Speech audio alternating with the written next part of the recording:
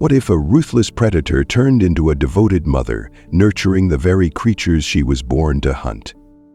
In the smoky dawn of a Montana spring, a lone falcon named Sky defied nature's cruel laws, cradling 3 orphaned bobcat cubs beneath her singed wings as flames roared closer. Her sacrifice stunned scientists, broke hearts, and sparked a fierce debate. Should we intervene in nature's miracles or let them burn? Hit that subscribe button and help us reach 1,000 subscribers to uncover more jaw-dropping stories like this. The first light of an April dawn painted the rolling hills of rural Montana in shades of gold and shadow, but for Hank Carter it was just another day of solitary toil on his weathered ranch. At 67, with hands calloused from decades of working the land, Hank had seen his fair share of nature's brutal cycles: calves lost to blizzards, crops withered by drought, and the aching void left by his wife's passing 2 winters ago. But nothing in his life could have prepared him for what he found that morning in the creaky hayloft of his old red barn. As he climbed the splintered ladder, chasing faint, unfamiliar mewling sounds that pierced the stillness, the scent of aged wood and hay filled his lungs, and a shiver of unease ran down his spine. At the top, hidden behind a stack of brittle bales, sat a peregrine falcon. Her slate-grue wings folded neatly, her piercing yellow eyes glinting with fierce intelligence. Hank recognized her kind. Peregrines were swift killers, slicing through the sky to snatch prey mid-slight. But this falcon, whom he would later name Sky, wasn't hunting. Beneath her protective wings huddled 3 tiny bobcat cubs. No more than 2 weeks old, their eyes barely slit, their spotted fur still downy soft. They pressed against her feathered body, trembling as if seeking warmth and safety from the very predator nature dictated should be their enemy. Hank froze, his breath catching in his throat. "Well, I'll be damned," he whispered, his voice rough with disbelief. In all his years on this land, he'd never seen anything so impossible, so tender, so utterly wrong by the laws of the wild. Careful not to spook the falcon, Hank eased back down the ladder, his arthritic knees groaning with every step. His mind raced. Bobcats and falcons were rivals in the food chain, competitors at best, mortal foes at worst. Yet here was this bird, not tearing into the cubs, but shielding them, grooming their tiny heads with her sharp beak as if they were her own fledglings. Hank knew he was out of his depth. He needed someone who could make sense of this, someone who wouldn't think he'd lost his mind. So he picked up the cracked rotary phone in his kitchen and dialed Ethan Brooks, a wildlife rehabilitator from Gallatin County he'd met at a cattle auction years back. Ethan, at 42, had a reputation for saving orphaned critters, bear cubs, raccoons, even a golden eagle once. But he also carried the weight of failure. A memory of a young eagle dying in his care still haunted him, a failure he couldn't shake. "Ethan, it's Hank Carter," the old farmer rasped into the receiver. "I got something at my place you need to see, and I don't rightly know how to explain it." Ethan's battered pickup truck bounced down the dirt road to Hank's ranch less than an hour later, his equipment bag slung over one shoulder. The man's weathered face betrayed a mix of curiosity and skepticism as he shook Hank's hand. "What exactly are we looking at, Hank?" he asked, adjusting the brim of his faded baseball cap. Hank led him to the barn, the air cool and heavy with the scent of hay and earth. "It's up in the loft," Hank said, gesturing to the ladder. "A peregrine falcon, female I reckon, and 3 bobcat cubs, tiny ones. She ain't hunting 'em, Ethan. She's carrying for 'em like they're hers."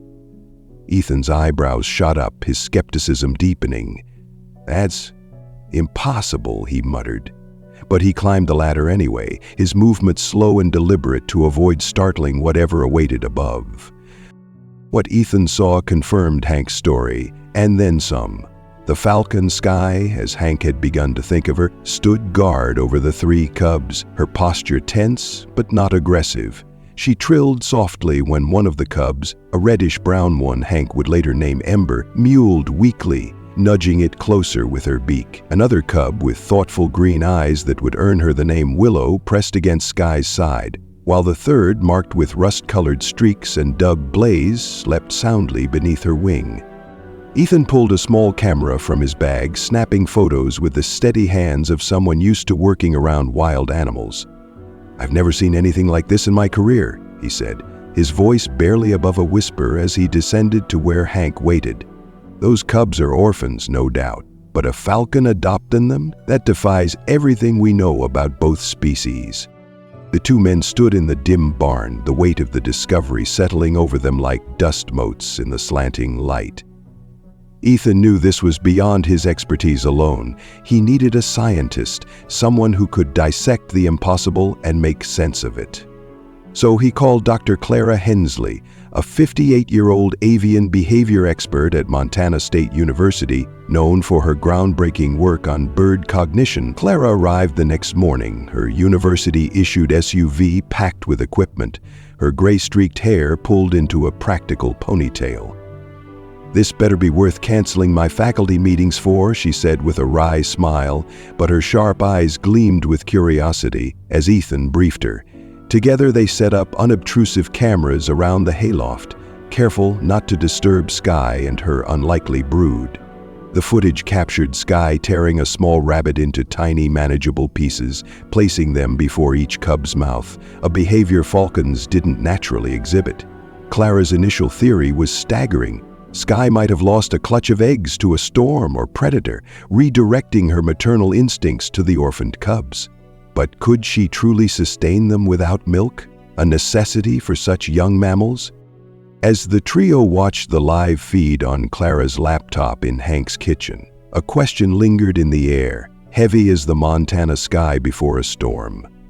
Could Skye really replace the cub's biological mother, or was this fragile miracle doomed to unravel? The cameras hummed softly, capturing every moment of this unprecedented bond, while Hank, Ethan, and Clara grappled with their roles as witnesses to something beyond comprehension. What would you do if you stumbled upon such a defiance of nature? Intervene to save it, or let the wild have its way? Share your thoughts in the comments below. The late April sun had barely crested the jagged peaks of the Gallatin Range when a new scent crept into the air around Hank Carter's ranch. Not the familiar musk of cattle or the crisp bite of spring grass, but something acrid and foreboding: smoke. A wildfire sparked by a lightning strike amid a weeks-long drought had erupted in the hills 10 miles west of the ranch and was now carving a ferocious path eastward, fueled by dry timber and unrelenting wind. By midday, the horizon glowed an eerie orange, and ash drifted down like gray snow, coating the barn roof where Skye and her adopted bobcat cubs, Ember, Willow, and Blaze, remained blissfully unaware of the approaching inferno. Hank stood on his sagging porch, squinting into the haze, his weathered hands gripping the railing as a knot of dread tightened in his chest. He'd lost too much to nature's whims to believe in miracles, until Skye. But now even that fragile wonder seemed destined to turn to ash. Inside the barn, Ethan Brooks and Dr. Clara Hensley huddled around Clara's laptop, watching the live feed from the hayloft cameras. Skye's behavior had shifted in the past hour. She'd grown restless, her sharp yellow eyes darting toward the small loft window as if sensing something the humans hadn't yet grasped. She'd flown up to perch on the sill twice, her slate-grue wings cutting through the smoky air, before returning to the cubs with a series of urgent trilling calls that sounded nothing like her usual hunting screeches. On the screen, Ember mewled in response, nudging closer to Skye's side, while Willow's green eyes flicked nervously around the loft. Blaze, always the boldest, pawed at a stray feather Skye had dropped, oblivious to the growing tension. "She knows something's coming," Ethan said, his voice low but taut with worry. Clara nodded, her brow furrowed. "Peregrines have incredible instincts. She's trying to protect them, but if that fire gets closer, this barn'll go up like kindling." The debate that followed was as heated as the approaching flames. Hank, his voice gravelly with emotion, refused to abandon the ranch that had been his family's for 3 generations. "I lost my wife, my herd to storms, damn near everything, but I ain't losing this place too," he growled, his eyes glistening with stubborn resolve. Clara, ever the scientist, argued for minimal interference, her academic detachment wavering as she spoke. If we meddle too much, we risk breaking whatever bond Sky has with those cubs. Nature's rules brought them together. We should let it play out. Ethan, however, couldn't stomach the thought of standing by. His failure to save that young eagle years ago still gnawed at him, and the memory of its lifeless body in his hands fueled a desperate need to act. "They'll die, Clara," he snapped, his voice cracking. "All of them. Sky, the cubs. If we don't do something, you want to watch a miracle burn?" As the argument raged, the fire drew closer, its roar audible now, a low growl that vibrated through the earth. Smoke seeped through the cracks in the barn's weathered walls, stinging their eyes and throats. The live feed showed Sky herding the cubs into the deepest corner of the loft, away from the window where tendrils of black haze curled inward. She spread her wings over them, her body a feathered shield, her calls growing sharper, more insistent. But the flames didn't care about miracles or maternal instincts. They licked at the barn's outer walls, igniting the dry wood with a crackle that sent sparks swirling into the loft. A section of the roof caught fire, and glowing embers rained down onto the hay below. Ethan couldn't wait any longer. Grabbing a soaked blanket from a bucket Hank had prepared, he draped it over his shoulders and charged into the barn, ignoring Clara's shout of protest. The heat hit him like a wall, the smoke so thick he could barely see the ladder. He climbed anyway, coughing violently as he reached the loft. Sky's piercing gaze locked onto him, her wings flaring in a defensive posture as he approached. "Easy, girl, I'm here to help," Ethan rasped. But Sky didn't trust humans, not yet. She lunged, her talons raking across his forearm, drawing blood that mingled with the sweat on his skin. Pain seared through him, but he held his ground, his voice breaking with desperation. "Sky, I ain't your enemy, please." Whether it was the raw emotion in his voice or some flicker of understanding in Sky's keen mind, she hesitated, her wings lowering just enough for Ethan to scoop the cubs into the blanket. Ember, Willow, and Blaze squirmed weakly in his arms as he turned to descend, but a deafening crack stopped him cold. A flaming beam from the roof crashed down, blocking the ladder with a wall of fire.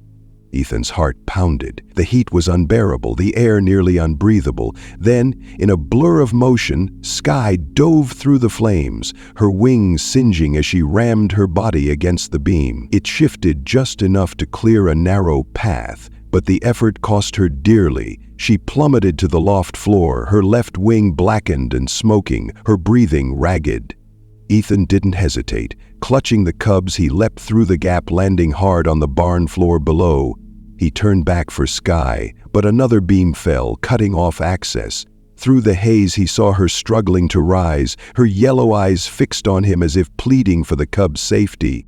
Ethan stumbled out into the smoky dawn, the cubs still bundled in his arms, and collapsed onto the grass just as Hank and Clara reached him. Clara knelt beside him, her face streaked with soot and tears. "Where's Sky?" she demanded, her voice trembling. Ethan pointed weakly toward the burning barn, his chest heaving. She saved us." As the fire roared on, consuming the loft where this impossible family had begun, a question hung heavier than the smoke. Would Sky survive her sacrifice? Or had the flames claimed the heart of this miracle? What would you have done in Ethan's place? Risked everything to save them, or let nature's fury decide their fate? Share your thoughts in the comments. The acrid tang of charred wood lingered over Hank Carter's ranch in the days following the wildfire, a bitter reminder of how close they'd come to losing everything.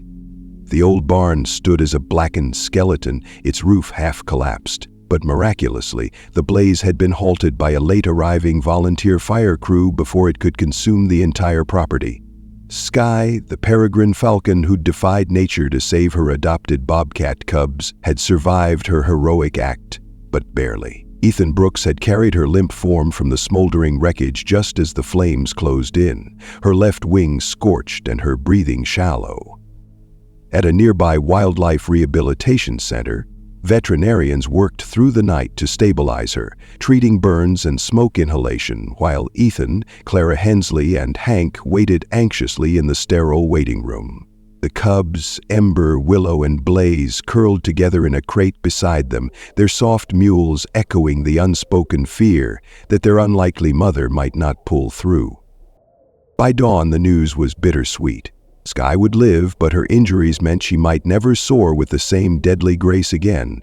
The vets couldn't say for sure if her damaged wing would heal enough for flight, a prognosis that hit Ethan like a punch to the gut. "She gave everything for those cubs," he muttered, staring at the linoleum floor, his bandaged arm a testament to the chaos of the rescue. Clara, her gray-streaked ponytail fraying after a sleepless night, nodded solemnly. "She's more than a bird. She's a mother in every sense of the word. But now we've got bigger problems than her recovery." The wildfire had thrust their quiet discovery into the national spotlight, and with attention came scrutiny. News vans from Bozeman and beyond lined the dirt road to Hank's ranch, reporters clamoring for interviews about the miracle Falcon and her Bobcat brood. But not all the attention was kind.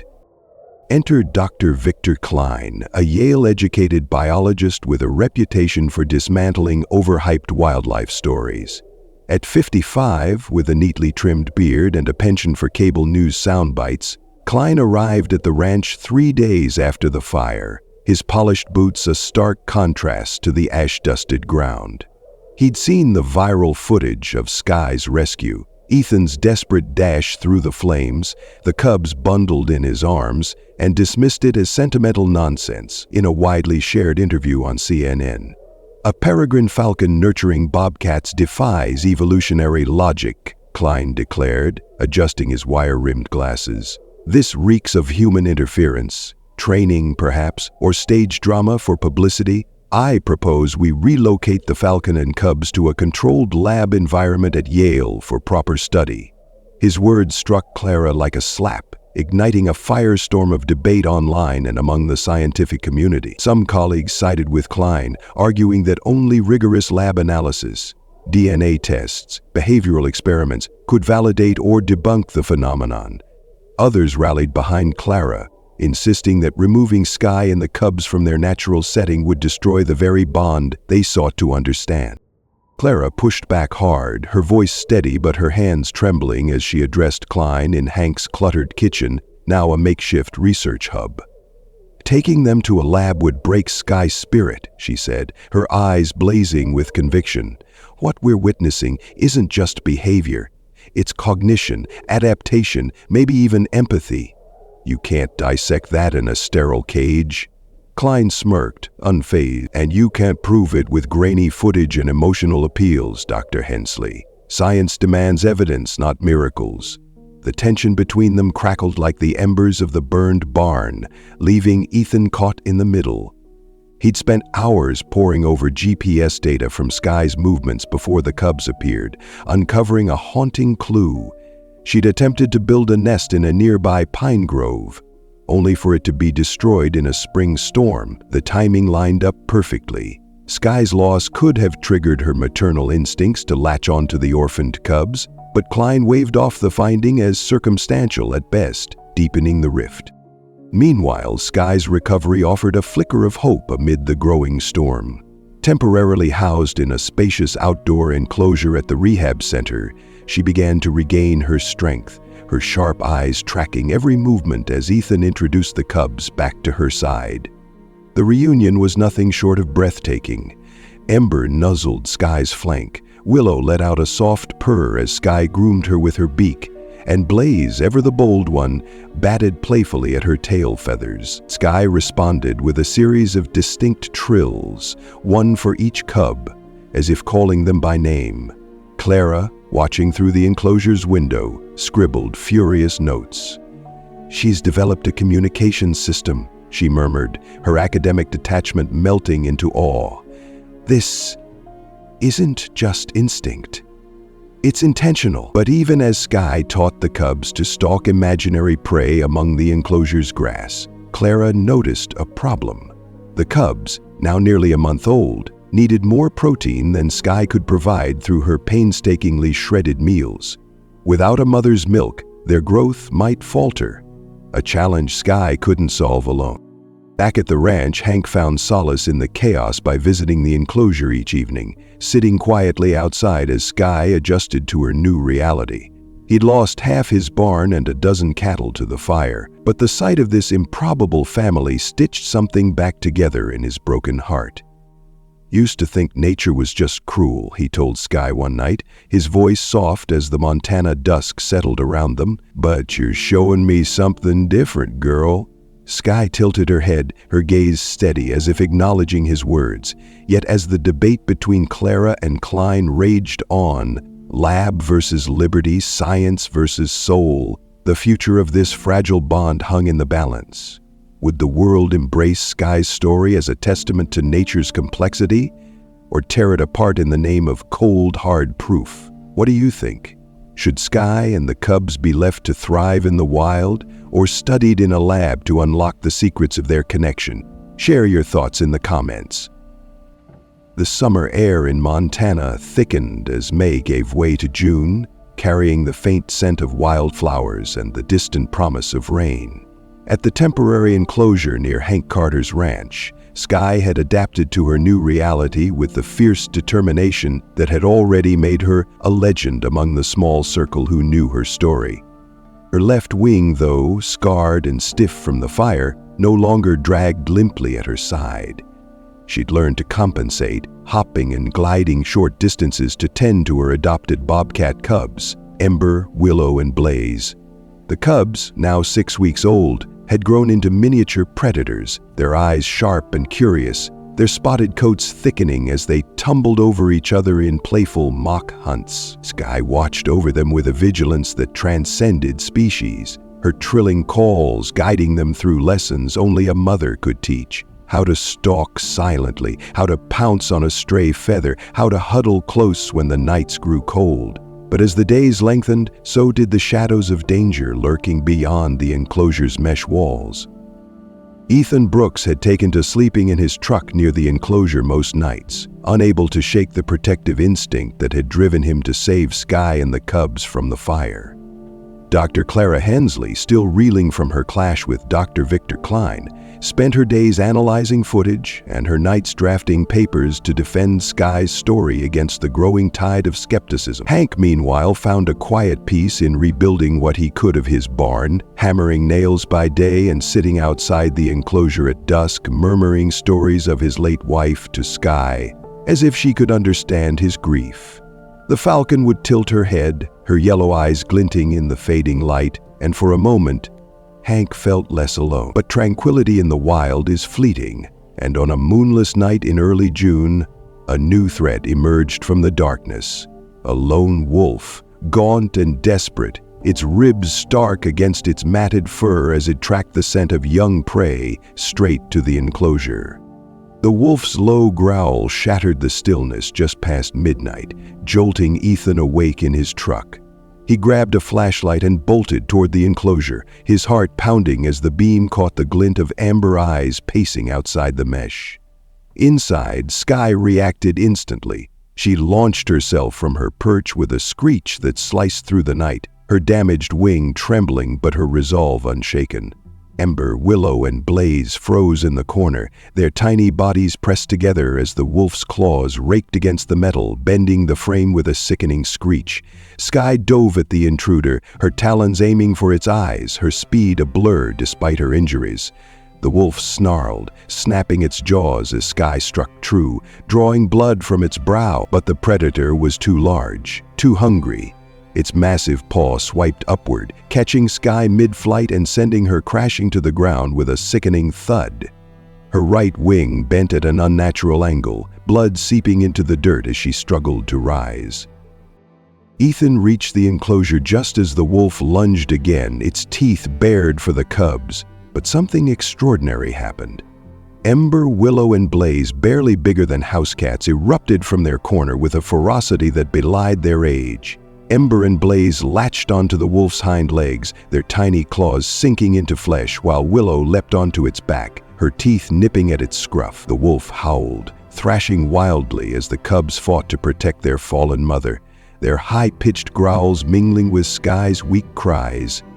Ethan seized the moment, grabbing a shovel from his truck and slamming it against the enclosure's frame, the clang startling the wolf enough to send it staggering back. With one final snap of its jaws, the beast retreated into the darkness, blood trailing behind it. Ethan dropped the shovel and scrambled into the enclosure, his hand shaking as he knelt beside Sky. Her breathing was ragged, blood matting her feathers where the wolf's claws had torn into her chest. The cubs huddled around her, their soft whines breaking the silence as they nudged her limp form with their noses. Clara arrived moments later, summoned by Ethan's frantic call, her face crumpling as she saw the scene. "She gave everything again," Clara whispered, her voice thick with tears as she cradled Sky's head. "She's a mother, Ethan, a real mother." Hank joined them, his weathered face etched with sorrow as he looked down at the Falcon who'd brought light back into his lonely world. "Don't you dare give up on us, girl," he murmured, his voice breaking. In that moment of despair, as the cub's cries grew more desperate, Sky stirred. Her yellow eyes fluttered open, dim but defiant, and she let out a faint trill, one of the calls she'd crafted just for her cubs. Ember pressed closer, licking her beak, while Willow and Blaze nestled against her side, their tiny bodies trembling. Ethan choked back a sob, his hands stained with Sky's blood. "She's still fighting," he said, his voice raw. "We can't give up either." With Clara's help, he carefully lifted Sky into a crate, the cubs trailing behind as they raced her back to the wildlife center. The vets worked through the night again, stitching wounds and setting her broken wing. But the question lingered like a storm cloud over the dawn. Would Sky survive this second brush with death? Or had her boundless love for her cubs finally cost her everything? What do you think? Can a mother's love, even across species, defy the odds one more time? Share your thoughts in the comments.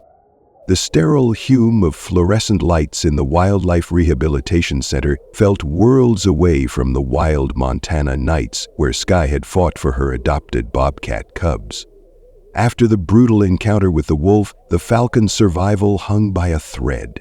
Her right wing was fractured, her chest bore deep gashes, and infection loomed as a silent threat. Yet Sky's spirit refused to break. Through 3 grueling days of surgery and round-the-clock care, the vets marveled at her resilience, whispering among themselves that this bird seemed to draw strength from something beyond biology.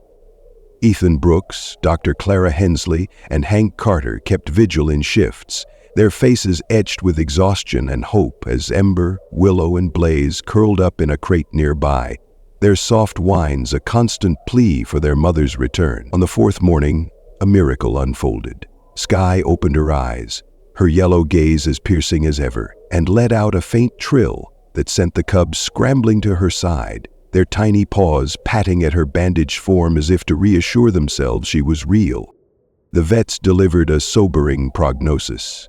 Sky would never fly like she once did. Her right wing, now pinned with metal and wrapped in gauze, might allow short glides, but the soaring dives of a peregrine hunter were a thing of the past. Her burns had healed, but scars crisscrossed her feathers like a map of her sacrifices. Ethan took the news hardest, his voice cracking as he spoke to Clara outside the recovery room. She gave up everything for them, her wings, her freedom. What kind of life can she have now? Clara, her own eyes rimmed with fatigue, placed a hand on his shoulder.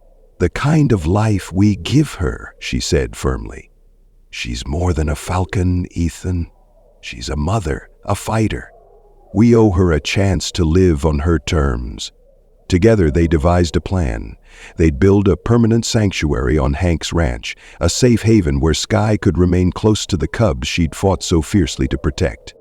Hank threw himself into the project with a vigor he hadn't felt in years, hammering together a spacious enclosure with perches for Sky and open ground for the cubs to roam.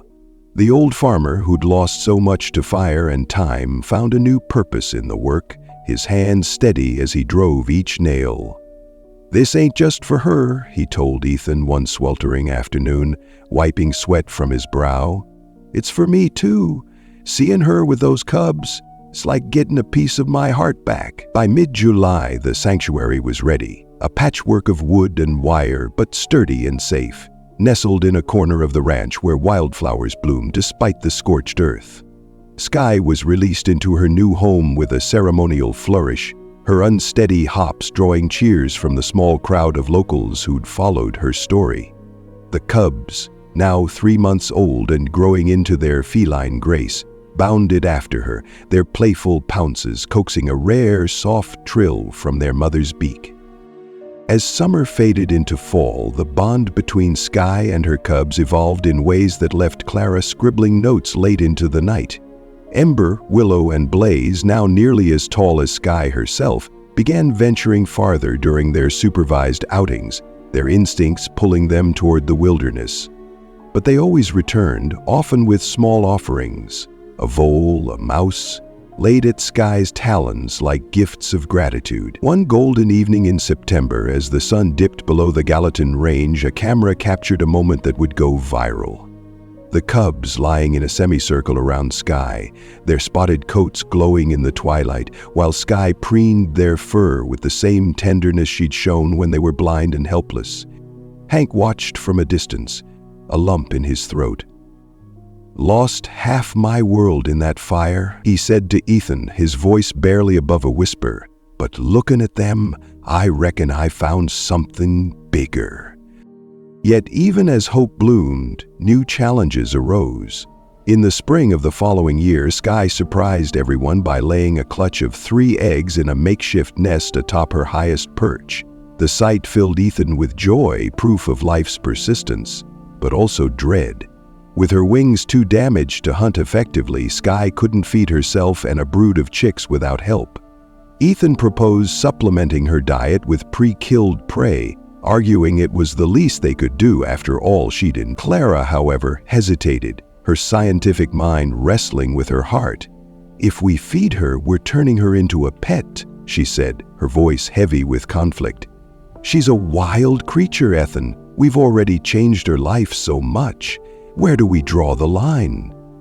The debate lingered unresolved as Sky brooded over her eggs, her yellow eyes fierce with a mother's determination.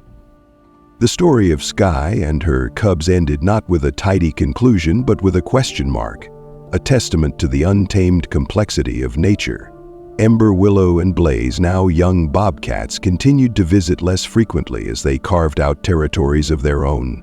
But their occasional returns, marked by familiar calls, Sky always answered, spoke of a bond that defied time and species. And as Sky tended to her new chicks, her damaged wings a badge of her love, the sanctuary stood as a fragile bridge between the wild and the human heart. Should Ethan and Clara step in to ensure Sky's new family survives, or let nature take its course, as they had so often debated? What do you think? Where does our responsibility end when miracles like Sky's rewrite the rules of the wild? Share your thoughts in the comments.